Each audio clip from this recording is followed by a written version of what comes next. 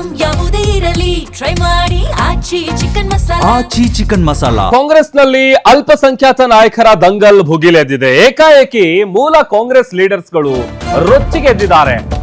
ದಾವಣಗೆರೆಯಲ್ಲಿ ಸೋತ್ರೆ ಆ ನಾಯಕನೇ ಕಾರಣ ಅಂತ ಕಾಂಗ್ರೆಸ್ ನಾಯಕರು ಆರೋಪ ಮಾಡ್ತಾ ಇದ್ದಾರೆ.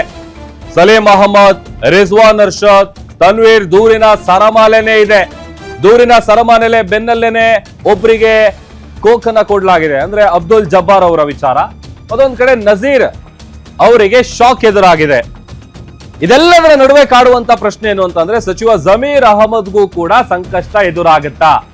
ಗ್ಯಾರಂಟಿ ನ್ಯೂಸ್ ನಲ್ಲಿ ಪೊಲಿಟಿಕಲ್ ಬಿಗ್ ಎಕ್ಸ್ಕ್ಲೂಸಿವ್ ನಿಮ್ ಮುಂದೆ ಇಡ್ತಾ ಇದೀವಿ.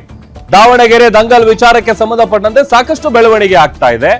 ಜಂಟಿ ಸುದ್ದಿಗೋಷ್ಠಿ ನಡೆಸಿದಂತ ಸಂದರ್ಭದಲ್ಲಿ ಸಾಕಷ್ಟು ಆರೋಪಗಳನ್ನ ಮಾಡಿದ್ರು. ಸಿಎಂ ಸಿದ್ದರಾಮಯ್ಯ ಅವರ ಆಪ್ತ ಸಚಿವ ಜಮೀರ್ ಅಹಮದ್ ತಲೆದಂಡ ಆಗುತ್ತಾ? ಡಿಸಿಎಂ ಡಿಕೆ ಶಿವಕುಮಾರ್ ಬಣದಿಂದ ದೂರಿನ ಸರಮಾಲೆಗಳೇ ಇದೆ. ದೂರಿನ ಬಗ್ಗೆ ಸಿಎಂ ಸಿದ್ದರಾಮಯ್ಯ ಅವರ ಗಮನಕ್ಕೂ ಕೂಡ ಜಮೀರ್ ಅವರು ತಂದಿದ್ದಾರೆ. ಹೊರ ರಾಜ್ಯದ ಪ್ರವಾಸದಲ್ಲಿ ಇರುವಾಗಲೇ ಕರೆ ಮಾಡಿ ಮಾಹಿತಿಯನ್ನ ಕೊಟ್ಟಿದ್ದಾರೆ. ಅಂದ್ರೆ ಮುಖ್ಯಮಂತ್ರಿಗಳಿಗೆ ನೇರವಾಗಿ ಕಡ್ಡಿ ತುಂಡಾಗುವಂತೆ ಹೇಳಿದ್ದಾರೆ ಜಮೀರ್ ಅವರು. ಕೇರಳ ಚುನಾವಣೆ ಟಾಸ್ಕ್ ಕೊಟ್ಟಿದ್ರು, ಕಂಪ್ಲೀಟ್ ಮಾಡಿದ್ದೀನಿ. ಬಳಿಕ ದಾವಣಗೆರೆ, ಬಾಗಲಕೋಟೆಯಲ್ಲಿ ಪ್ರಚಾರ ಮಾಡಿದ್ದೀನಿ. ಈಗ ನನ್ನ ಹಾಗೂ ಜಬ್ಬಾರ್ ನಸೀರ್ ವಿರುದ್ಧ ದೂರನ್ನ ನೀಡಿದ್ದಾರೆ. ರಣದೀಪ್ ಸುರ್ಜೇವಾಲಾ ಕ್ರಮ ನನಗೆ ಬೇಸರ ತರಿಸಿದೆ. ಮೊದಲು ಹೈಕಮಾಂಡ್ ಜೊತೆ ಮಾತಾಡಿ ಅಂತ ಸ್ವತಃ ಜಮೀರ್ ಅವರು ಹೇಳಿದ್ದಾರೆ. ಜಮೀರ್ ಜೊತೆ ಮಾತನಾಡುವಾಗ ಸುರ್ಜೇವಾಲಾ ವಿರುದ್ಧ ಸಿಎಂ ಸಿಡಿಮಿಡಿಗೊಂಡಿದ್ದಾರೆ ಅನ್ನುವಂತ ವಿಚಾರ ಕೂಡ ಗೊತ್ತಾಗ್ತಾ ಇದೆ. ಹೈಕಮಾಂಡ್ ಜೊತೆ ಮಾತಾಡಿ ಸಮಸ್ಯೆಯನ್ನ ಬಗೆಹರಿಸುವಂತ ಭರವಸೆ ಕೂಡ ಸಿಕ್ಕಿದೆ ಅಂತ ಹೇಳಲಾಗ್ತಾ ಇದೆ.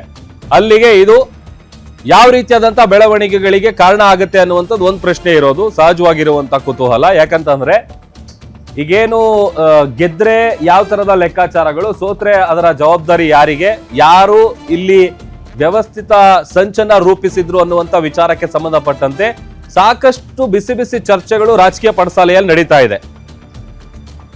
ಅದರಲ್ಲಿ ದಾವಣಗೆರೆಯಲ್ಲಿ ಏನಾದ್ರೂ ಸೋತ್ರೆ ಆ ನಾಯಕನೇ ಕಾರಣ ಅಂತ ಕಾಂಗ್ರೆಸ್ ನಾಯಕರು ಎಲ್ಲರೂ ಕೂಡ ಹೇಳ್ತಾ ಇದ್ದಾರೆ. ಈಗ ಆಲ್ರೆಡಿ ನೋಡಿ, ರಾಜ್ಯ ಕಾಂಗ್ರೆಸ್ ನಲ್ಲಿ 2 ಬಣ ಇರುವಂತ ವಿಚಾರ ಆಗಿರ್ಬೋದು.